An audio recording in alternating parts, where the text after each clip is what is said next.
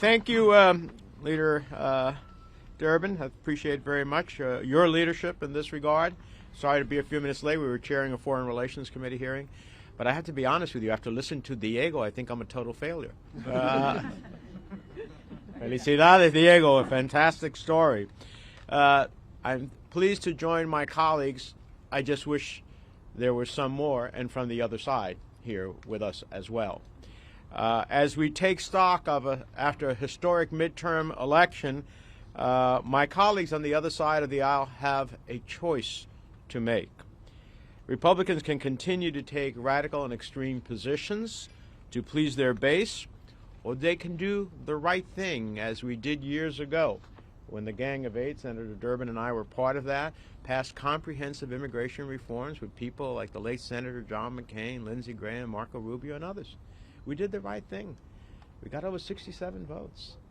It's time to do the right thing again.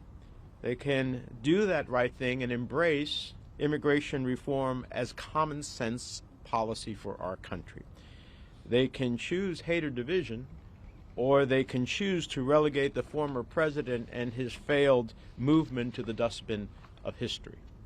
In short, they can hold fast to the MAGA ideas that have cost them in 3 straight election cycles, or they can come to the table in good faith and with goodwill to protect immigrants and unlock our nation's economic potential, type of potential Diego just exhibited. Look, I recognize that as someone who has been in this struggle for nearly 30 years between the House and the Senate, I may not get everything I want in an immigration deal. But it is my hope that with the questions that Republicans are asking themselves today, we can have a sensible debate and a real solution. Right now, there is a window to move legislation that would protect all dreamers. There is a window to find common ground, whether it's on farm workers, effective border security, and more. All we need, and I don't say this on a partisan basis because, as I said, that Gang of Eight had 4 Republicans and 4 Democrats and got 67 votes. But sometimes you just have to speak the truth. All we need is for Republicans to find the political courage and willingness to finally fix a system we can all agree is broken. The same political courage they found earlier this year to begin to address gun violence.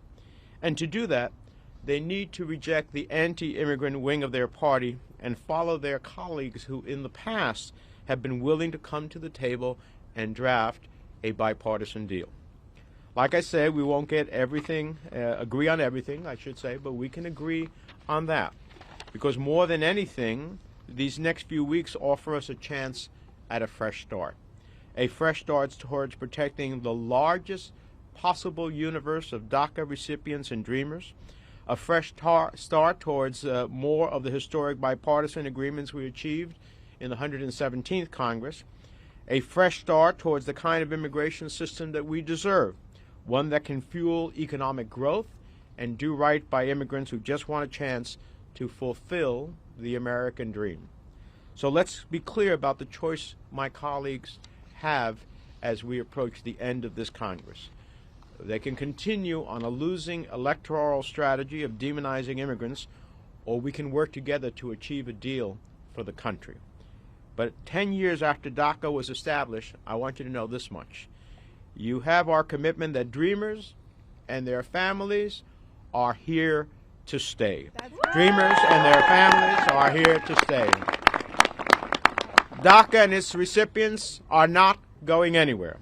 And we're going to fight like hell to protect the hundreds of thousands who are eligible for its protections, because I, for one, am not going to stop until the day we look into our undocumented farm workers, that we look into others and be able to say into every DACA recipient, every DACA eligible person, every dreamer, que estás en casa, nadie te va a mandar a ningún otro lugar, este es tu país, este es tu herencia, este es tu historia del futuro. Estamos aquí y no nos vamos a ningún lugar. Lo que nos hace falta es que nuestros colegas republicanos se unen con nosotros.